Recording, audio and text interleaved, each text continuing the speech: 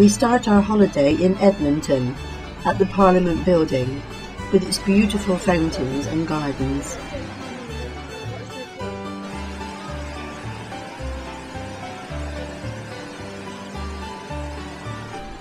It is a large open space in a busy city, where locals and tourists can come to relax. The children play in the fountains and pools, while others wander through the flower gardens, taking a short cut across the city. It is also a popular venue for wedding parties.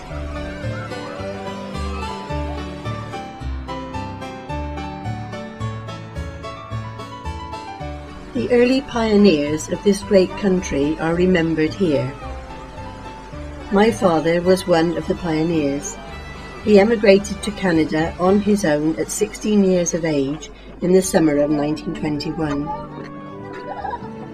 We have come to Canada to retrace his footsteps. Two of his uncles, Gilbert and Dennis, had emigrated after the First World War. One of Dennis's neighbours saw a photograph of Louisa, my father's sister, and started to write to her. Louisa eventually went to Canada to meet him, and they were married on January the 1st, 1921.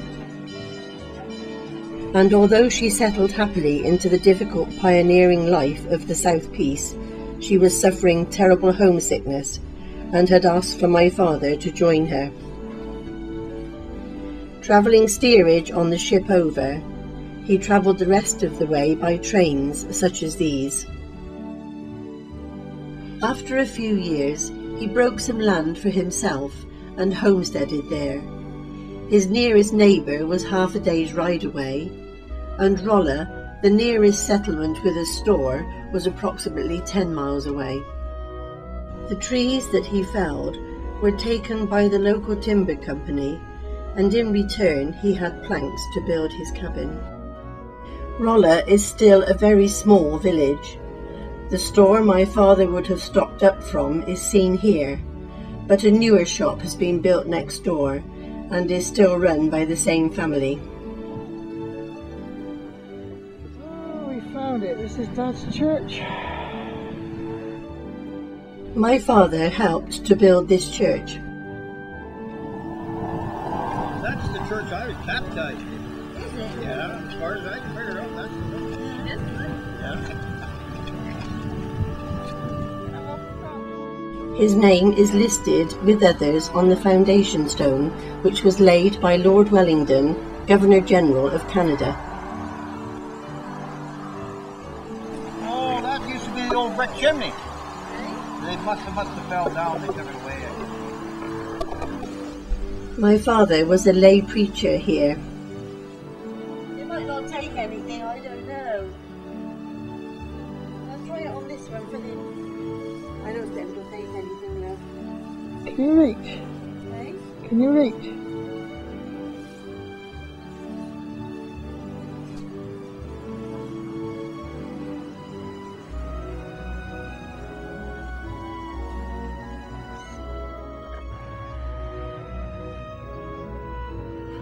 And if they got the keys in that house there? Unfortunately, the key holder was away on holiday. Well, this comes out all right. The chapel isn't used at present, but plans are being drawn up to restore it. This photograph, taken on August the 29th, 1925, shows the Rolla Band. My father is the drummer.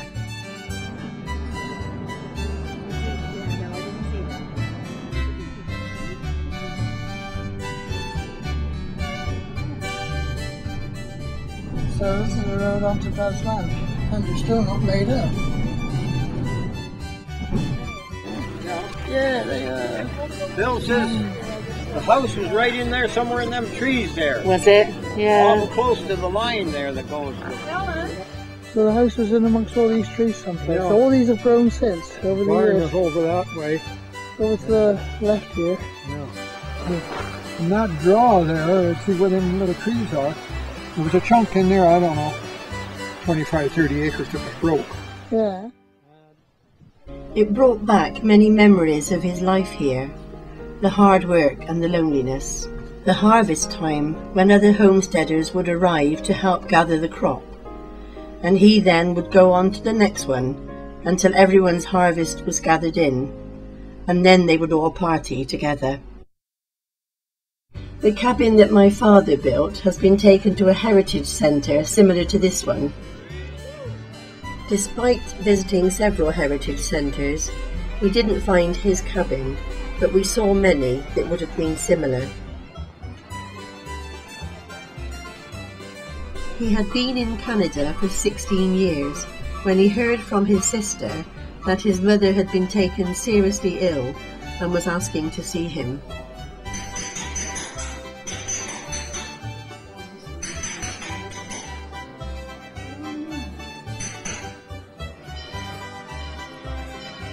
He sold all that he could, including his horse and his dogs, to buy a return ticket to England.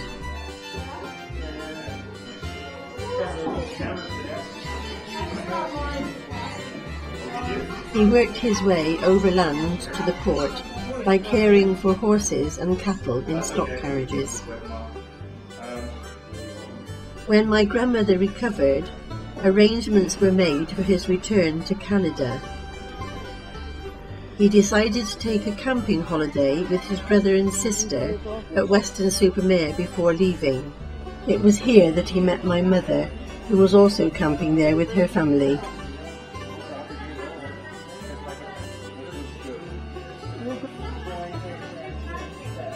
When they returned home, they continued to see each other, and as the attraction grew, my father decided to ask her to return to Canada with him.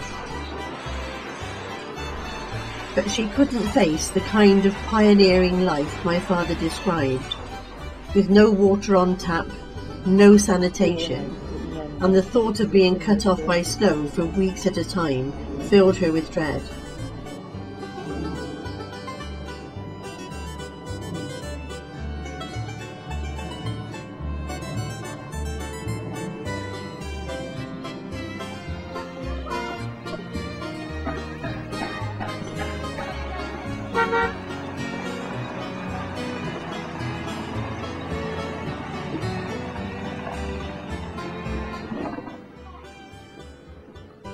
My father delayed his return and eventually made the decision to stay in England.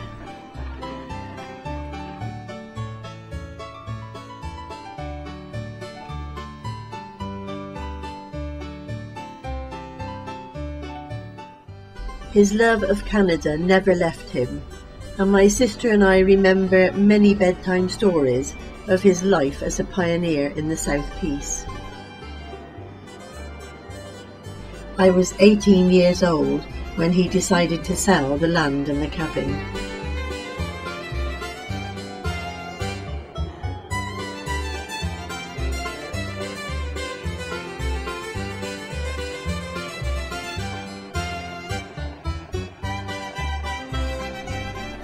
The sights and sounds in this heritage village gives us an insight into the back-breaking life of the pioneers and their determination to succeed despite many setbacks.